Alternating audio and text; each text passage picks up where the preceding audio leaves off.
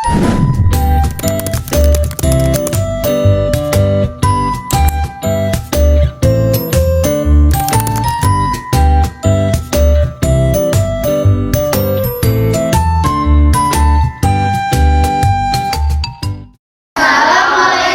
warahmatullahi wabarakatuh.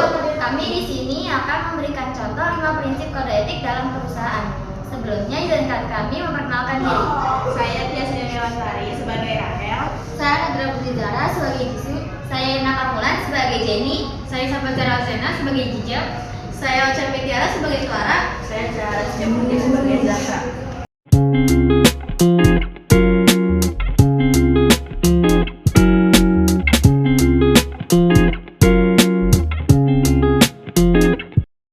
Di sebuah ruangan kantor yang sepi, seorang akuntan bernama Zahra mendekati rekannya Clara yang terkenal jujur dan memiliki integritas tinggi. Clara, dengar-dengar kamu yang megang laporan keuangan bulan ini kan? Gimana kalau kita bikin sedikit perubahan? Cuma buat nutupin angka kecil saja. Aku pastikan kamu dapat bagiannya. Maaf Zara, kamu tahu aku nggak bisa begitu. Uang bisa datang dan pergi, tapi nama baik dan kepercayaan tidak ternilai. Aku nggak akan mengubahkan itu. Jangan so idealis lah Clara, nggak ada yang bakalan tahu. Tapi aku akan tahu dan itu cukup kalau kita kehilangan identitas. Kita kehilangan segalanya. Zahra hanya terdiam, dia tahu tidak ada gunanya memaksa orang seperti Clara. Integriti selalu menang dari hati yang jujur.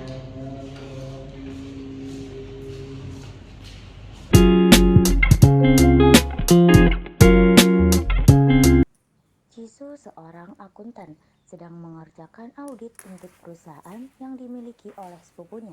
Dia tahu ini bisa jadi konflik kepentingan pribadi, jadi dia memutuskan untuk berbicara dengan manajernya, Bu Clara.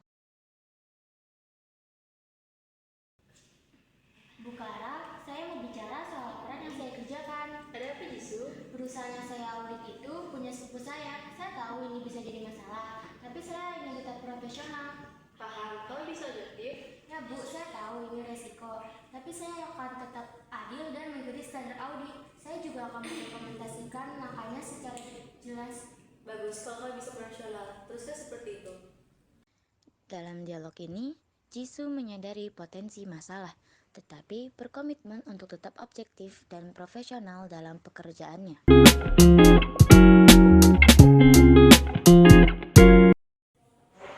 Jenny sedang menyusun laporan keuangan akhir tahun untuk perusahaan.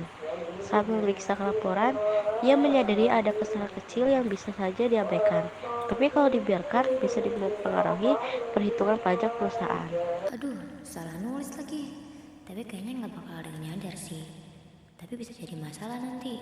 Gimana ya?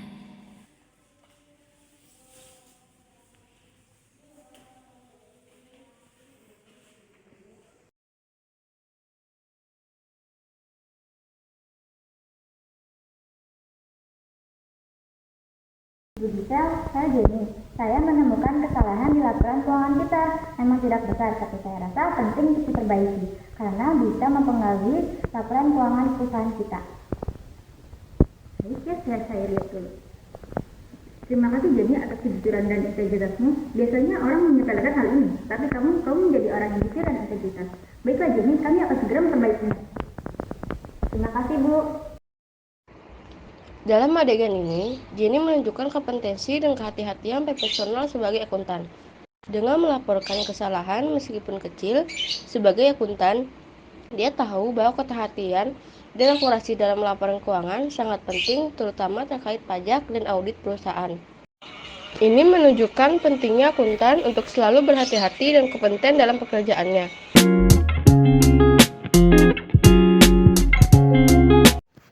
Suatu waktu, ketika Giselle sedang bertugas, Giselle melihat dan menemukan dokumen rahasia tentang strategi bisnis perusahaan.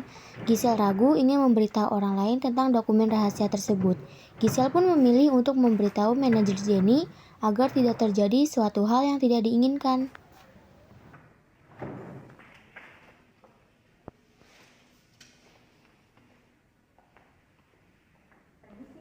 Ya, saya menemukan dokumen rahasia tentang strategi bisnis perusahaan. Saya tidak memberitahu melakukannya kepada siapapun. Dikhawatirkan akan bocor kepada pihak luar. Terima kasih Gisel, itu adalah contoh perilaku kerahasiaan yang sangat baik. Kerahasiaan bukan hanya tentang menyimpan dokumen dengan baik, tetapi juga tentang meminta izin sebelum membagikan informasi rahasia. Gisel selalu berhati-hati dan tidak pernah membocorkan informasi rahasia.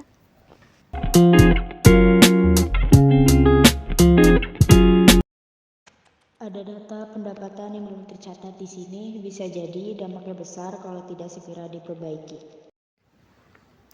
Ada data pendapatan yang belum tercatat oleh audit. Rahel pun memanggil Clara. Tomorrow.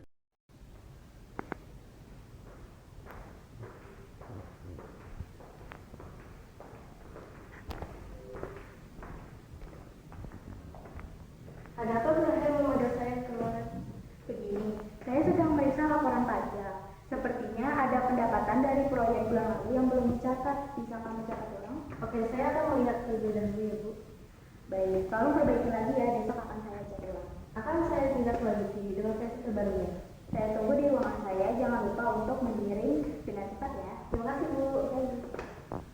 Keadaan di awal ini memberikan gambaran bahwa situasi di kantor sedang cukup mendesak karena batas waktu pengajuan laporan pajak sudah dekat. Rahel sebagai akuntan senior harus memastikan semua data benar dan berkomunikasi dengan tim lain untuk menyelesaikan masalah yang ditemukan. Sekian dari kami. Wassalamualaikum warahmatullahi wabarakatuh.